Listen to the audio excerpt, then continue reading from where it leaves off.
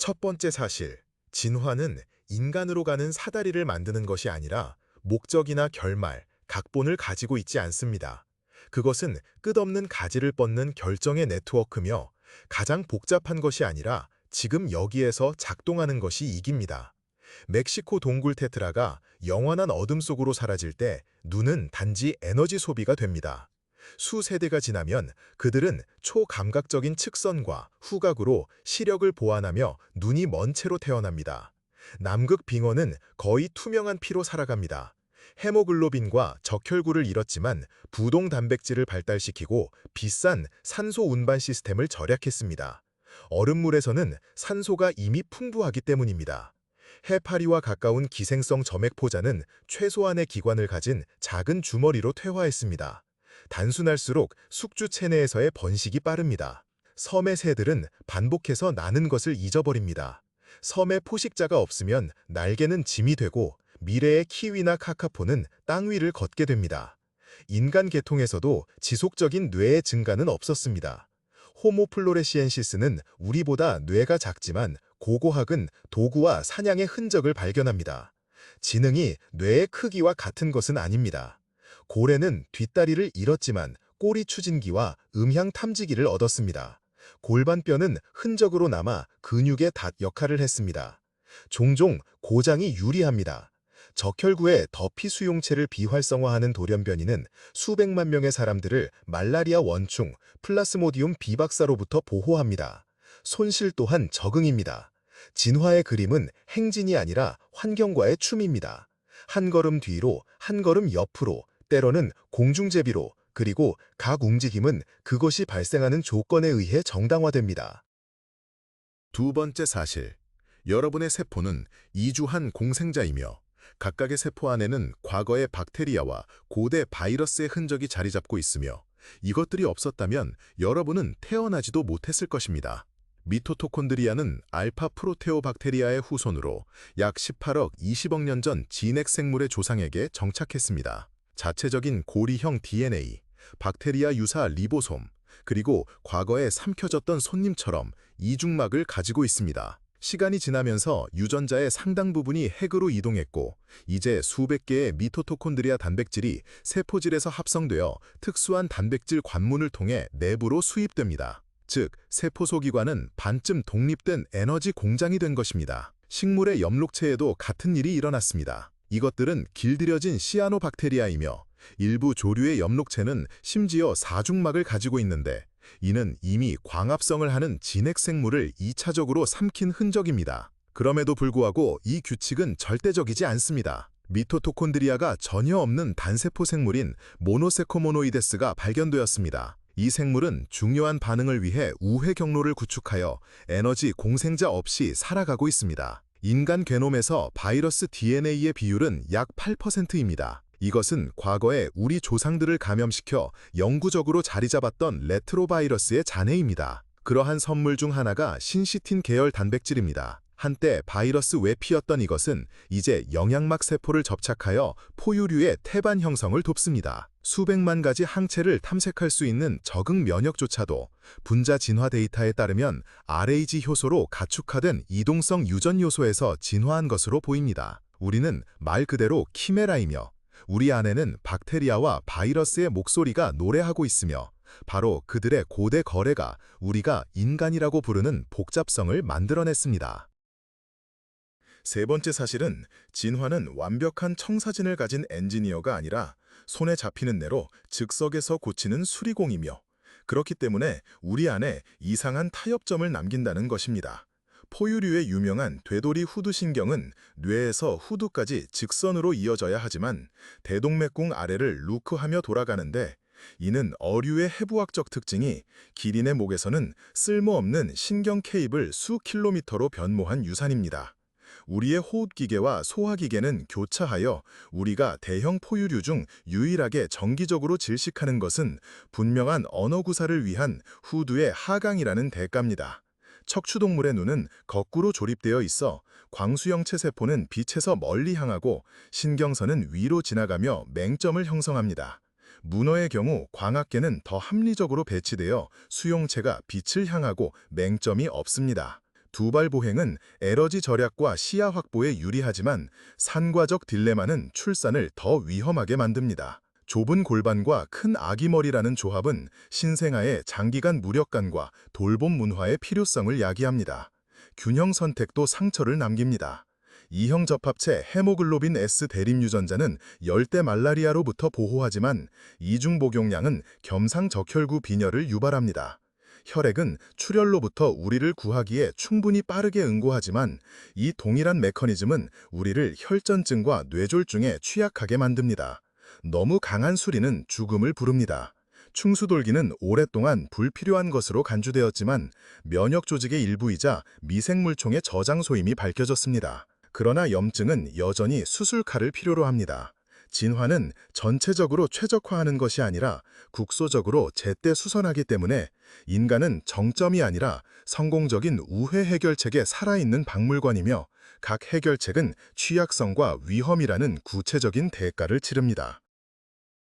진화는 매우 빠르게 일어나 인간의 시간 척도로 관찰될 수 있으며 이는 수백만 년 아니면 아무것도 아니다라는 통념을 깨트립니다. 갈라파고스 제도에서 조류학자 피터와 로즈마리 그랜트 부부는 수십 년 동안 핀치의 부리가 불과 몇 시즌 만에 변하는 것을 관찰했습니다. 1977년 가뭄은 단단한 씨앗에 적합한 튼튼한 부리를 가진 새들을 선호했고 이후 엘니뇨 전상은 더 가는 부리를 가진 새들을 유리하게 하여 평균 크기가 날씨에 따라 변동했습니다. 영국에서는 산업공해로 인해 가지나방이 검게 변색되었고 검은 나방은 그을린 나무줄기에서 살아남았습니다. 대기 정화 후 수십 년 만에 밝은색 형태가 다시 나타났습니다. 아드리아해의 작은 섬 포드 무르차르로 이주된 도마뱀은 불과 수십 년 만에 장에 판막이 생기고 머리가 더 커졌습니다. 이는 초식 식단으로의 전환이 소화관과 턱의 재설계를 필요로 했기 때문입니다. 런던 지하철에는 자체적인 모기가 있습니다. 지하에 서식하는 큐렉스 모기 개체군은 터널 내에서 연중 번식하고 포유류를 사냥하며 지상의 동족과는 거의 교배하지 않습니다. 이는 바로 우리 발밑에서 일어나고 있는 새로운 격리 현상입니다. 바다에서 민물 호수로 서식지를 옮긴 등가시치, 스티크백스는 수십 세대에 걸쳐 반복적으로 뼈 갑옷을 잃습니다. 이는 주요 조절 유전자의 돌연 변이가 포식자와 칼슘이 부족할 때 갑옷을 빠르게 변화시키기 때문입니다. 허리케인에는 진화의 흔적이 있습니다. 카리브해 섬들에서의 폭풍 후 아놀리스 도마뱀은 손가락에 더 큰 흙반과 다른 지체 비율을 가진 개체가 더 자주 생존하며 이는 다음 세대에서 측정 가능합니다. 도시는 새로운 대륙입니다. 대도시의 클로버는 시안화물 생성을 줄이고 박새는 더 높은 주파수로 노래하며 검은 집바귀는 이동을 덜합니다. 물론 박테리아도 마찬가지입니다. 항생제의 압력하에서 박테리아는 약물을 빼내거나 파괴하는 가위 효소를 개발하고 플라스미드를 통해 내성 레시피를 공유합니다. 진화는 박물관에 있는 과거가 아닙니다. 그것은 바로 지금 창밖의 공원과 당신의 약장에서 뉴스를 쓰고 있는 과정입니다. 다섯 번째 사실. 자연은 때때로 생존이 아닌 매력을 선택하며 이는 논리를 뒤집습니다. 성적 선택은 짝짓기에서 우위를 점한다면 특징을 불합리한 사치나 위험한 극단으로 몰아갈 수 있습니다. 공작의 꼬리는 고전적입니다. 무겁고 포식자에게 잘 보이며 자원을 필요로 하지만 수컷이 그러한 안테나를 가지고도 죽지 않고 살아남는다는 사실 자체가 품질의 정직한 신호가 됩니다. 아모츠 자하비의 핸디탭 원리. 아일랜드 사슴의 뿔 너비는 고생물학자들의 추정에 따르면 2m에 달했습니다. 이것은 무기이자 동시에 과시이며 옛날 책에서 쓰여진 자연의 오류가 아닙니다. 극락조 수컷은 발견한 물건으로 춤과 무대 장치에 몇 시간을 보냅니다.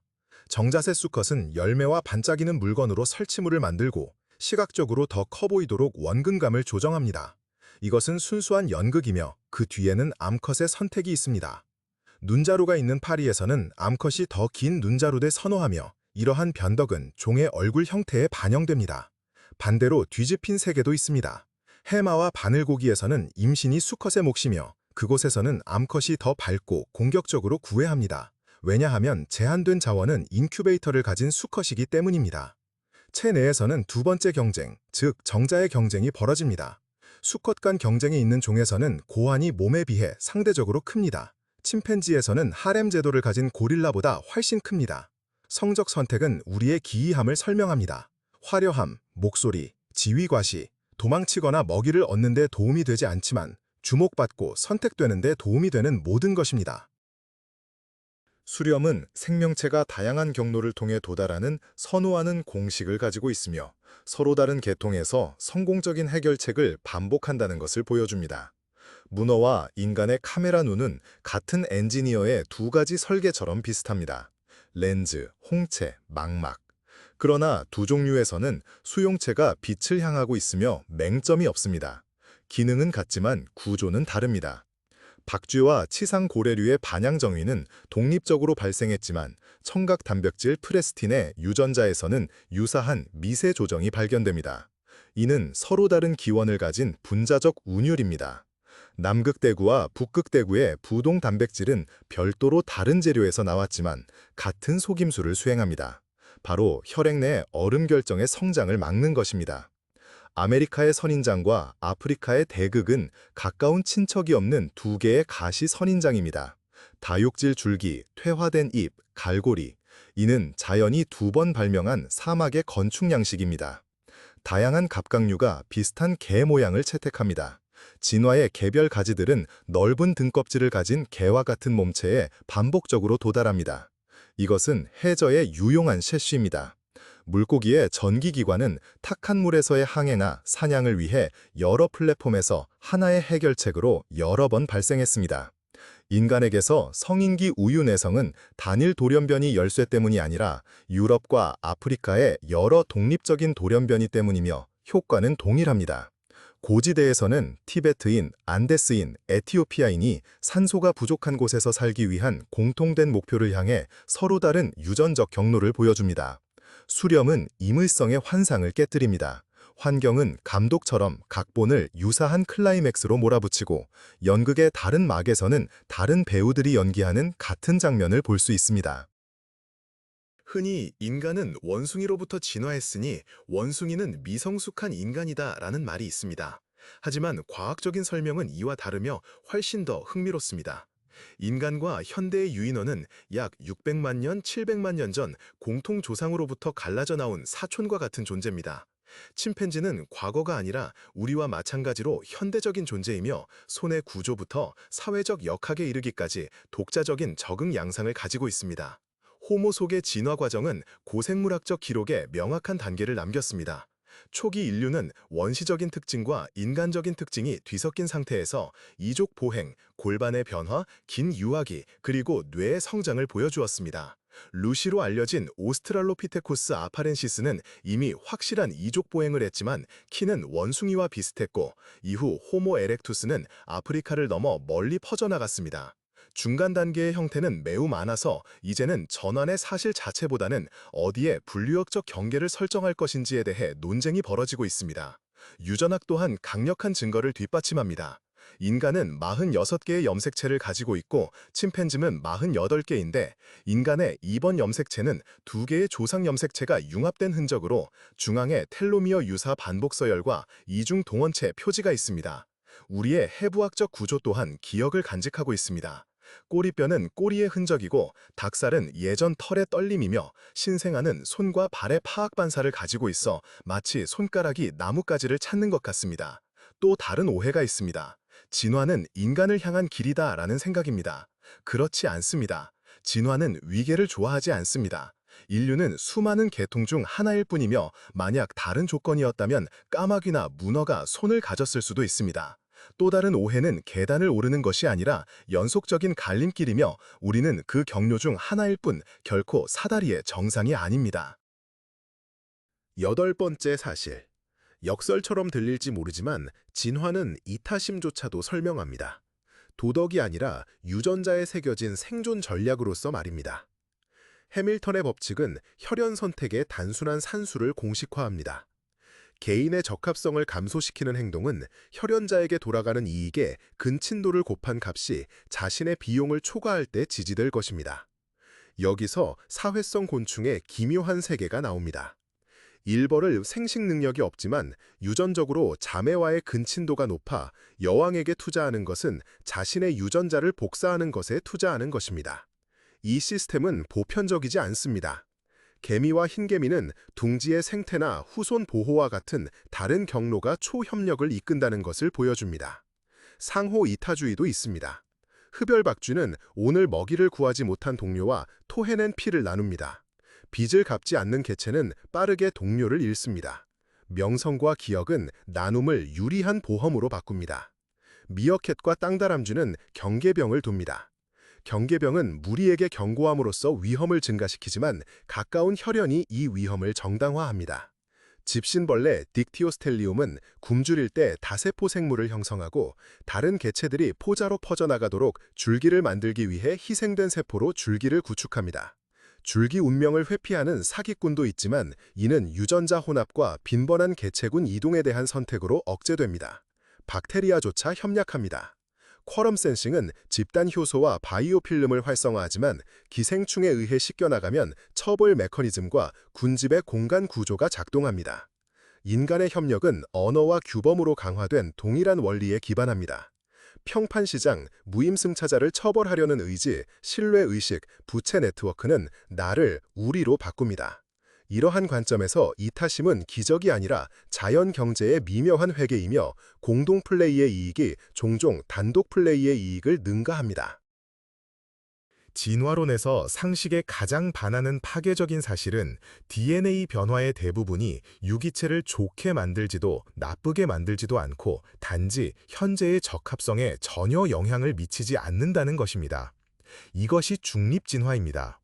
단백질을 변경하지 않는 돌연변이, 동위 돌연변이, 비암화 영역의 변위, 비용 이익이 너무 작아 선택이 아닌 통계, 유전적 부동에 의해 운명이 결정되는 재배열, 유한한 크기의 개체군에서 대림 유전자 빈도는 우연에 의해 요동치며 어떤 변이든 우연히 고정되거나 사라질 수 있습니다. 여기서 분자 진화의 거의 중립적인 그림이 나옵니다. 큰 개체군에서는 선택이 해로운 돌연변이를 제거할 시간이 있지만 작은 개체군에서는 노이즈로 처리됩니다. 중요한 것은 단순한 헤드카운트가 아니라 유효 개체수, 즉 번식에 실제로 참여하는 개체수입니다. 인간의 경우 추정치가 실제 수의 10분의 1 미만이며 이것이 우리 게놈이 풍부하고 중립적인 다양성을 보존하는 이유입니다. 넓은 병몽 현상과 창시자 효과는 유전적 풍경을 재편합니다. 대재앙, 이주 또는 섬의 식민지화 이후 대림 유전자의 우연한 집합이 종의 운명이 됩니다. 이런 식으로 고립된 군도에서는 이상한 형실 복합체가 고정되고 일부 포유류 종에서는 의심스러울 정도로 낮은 다양성이 감지됩니다. 분자 수준에서 부동은 시계를 그립니다. 평균 중립치환 속도를 기반으로 개통수를 구축할 때 개통 분기 시간을 추정할 수 있습니다. 그러나 중립적이라고 해서 쓸모없다는 의미는 아닙니다. 미래의 발명품을 위한 원료를 정확히 이러한 배경 노이즈가 생성하고 그 후 선택이 작동합니다. 근처에서는 유전적 히치하이킹이 작동합니다. 유용한 돌연변이가 돌파하면 인접한 중립 표지자를 끌어당겨 주변 변이를 쓸어버리며 선택적 휩쓸림이 발생합니다. 반대쪽에는 해로운 변이를 끊임없이 제거하고 전체 다양성을 감소시키는 배경 선택이 있습니다.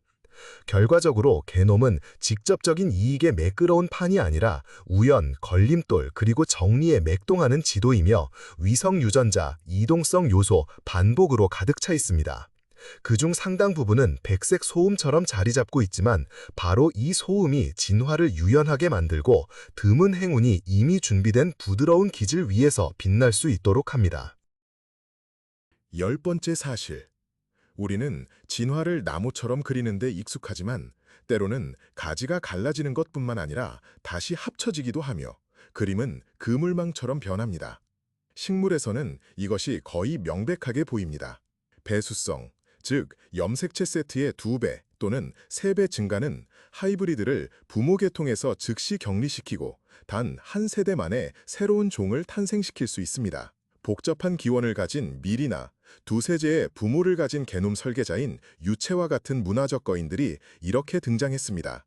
동물에서는 교잡이 그렇게 빠르지 않지만 참신함의 통로 역할을 합니다. 나비인 헬리코니우스의 경우 하이브리드 구역과 게놈 조각의 교환은 종들 사이의 날개 무늬를 전달합니다. 미국 늑대과 동물에서는 코요테와 늑대 사이의 역교잡이 오랫동안 기술되어 왔으며 새로운 행동 세트를 가진 하이브리드 개체군을 형성하고 있습니다. 인간조차도 우리 게놈은 과거 교환의 관문을 보존하고 있습니다. 대부분의 비아프리카 계통 인구에는 소량의 네안데르탈인 DNA가 존재하며 티베트 고원 거주자에게는 저산소증에 대한 반응을 조절하는 핵심 조절자가 유전학 데이터에 따르면 고대 데니소바 계통에서 왔다는 것이 밝혀졌습니다. 이는 낯선 유전자가 고도에서의 생존을 돕는 적응적 역교잡의 예입니다. 미생물의 세계에서는 상황이 더욱 급진적입니다. 플라스미드, 바이러스 및 벌거벗은 DNA를 통한 수평적 유전자 전단은 박테리아 진화를